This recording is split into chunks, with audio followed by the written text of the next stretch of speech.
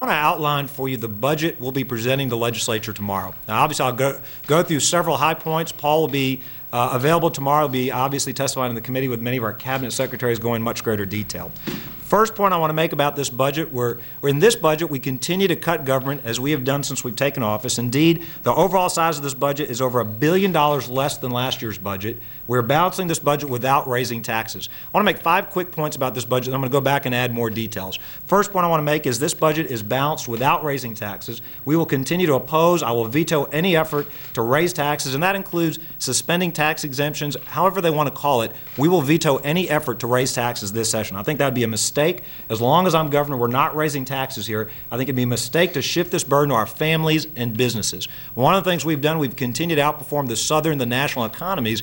One of the reasons we continue to do relatively better than the South and the country economically is we've taken a tough line on not raising taxes. Instead, we're going to be responsible for the taxpayers' dollars. The second point I want to make about the budget, even as we've cut spending by over $1 billion, we continue to protect higher education funding. I'm going to talk to you in detail about how we replace the one-time federal stimulus dollars that were given to higher education. We've replaced 100% of the one-time era funding dollars, the one-time federal stimulus dollars that were there in higher education. Third, we're protecting K-12 education funding. We're not proposing any cuts to the MFP formula. The MFP formula will be funded, fully funded. You know that Bessie passed their resolution, and we are funding that resolution.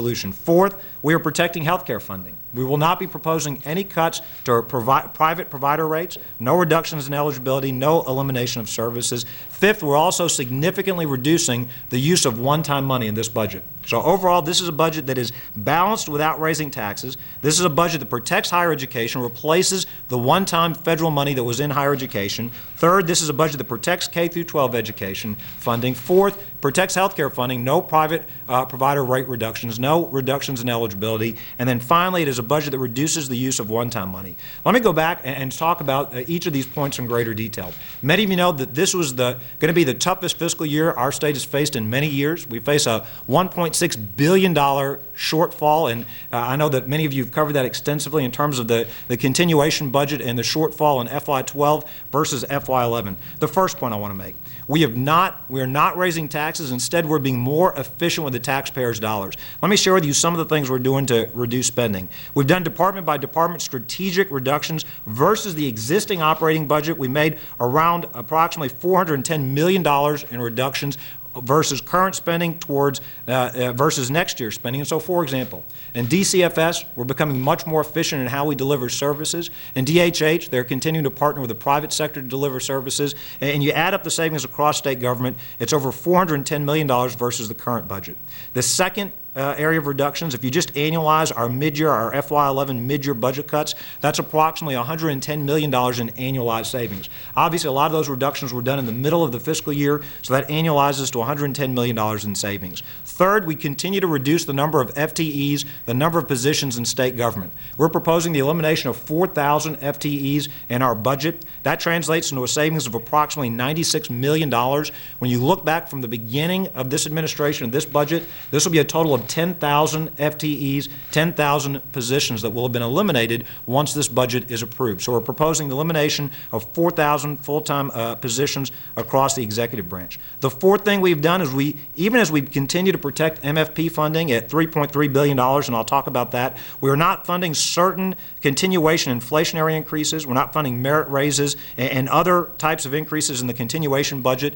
That accumulates to a savings of $200 million.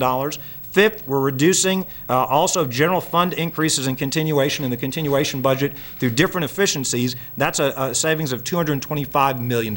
That's on top of the $410 million in savings versus the current budget. That's on savings versus the continuation budget. So in summary, $410 million in reductions from the existing operating budget, $110 million from mid-year cuts, $96 million in the elimination of FTE positions, $200 million in savings by not funding inflation, merit, and other increases from the continuation budget, and another $225 million in general fund decreases from the continuation budget through efficiencies. Bottom line is our executive budget will include a total of $24.9 billion of funding. That's a decrease of $1.1 billion, or 4.3% compared to the FY11 budget.